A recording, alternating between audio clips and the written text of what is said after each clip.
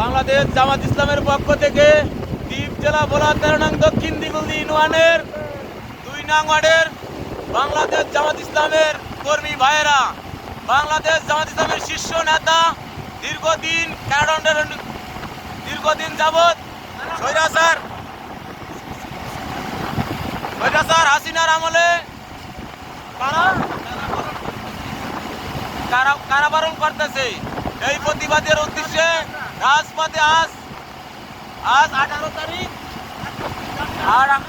তার মুক্তির দাবিতে অংশগ্রহণ করতেছি।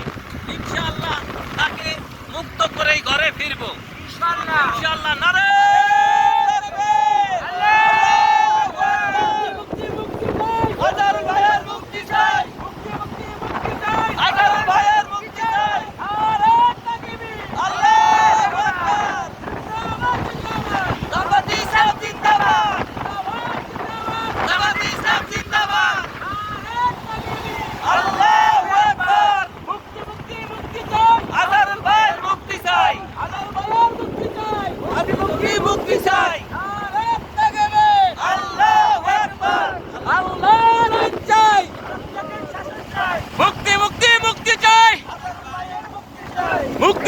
মুক্তি চাই।